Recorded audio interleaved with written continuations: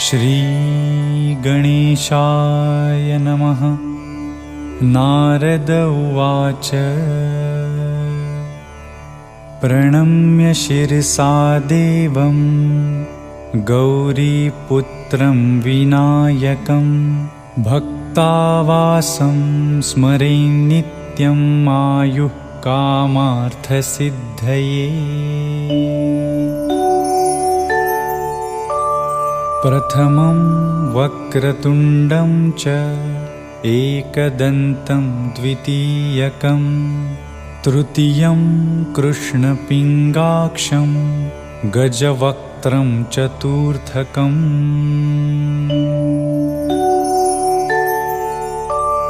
लम्बोदरं पञ्चमं च षष्ठं विकटमेव च सप्तमं विघ्नराजेन्द्रं धूम्रवर्णं तथाष्टमम्। नवमं भालचन्द्रं च दशमं तु विनायकम् एकादशं गणपतिं द्वादशं तु गजाननम्।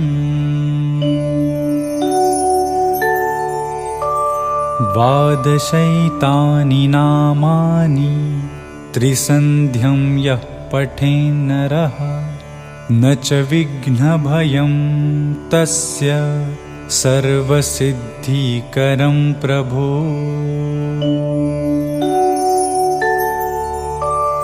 विद्यार्थी लभते विद्यां धनार्थी लभते धनं पुत्रार्थी लभते पुत्रान् मोक्षार्थी लभते गतिम्।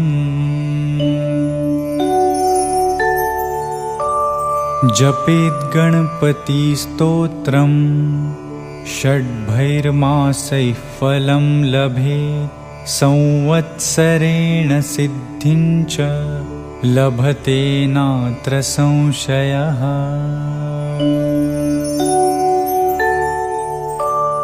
अष्टभ्यो ब्राह्मणेभ्यश्च लिखित्वा यः समर्पयेत् तस्य विद्या भवेत् सर्वा गणेशस्य प्रसादतः। इति श्रीनारदपुराणे संकष्टनाशनं नाम श्रीगणेशस्तोत्रं सम्पूर्णम्।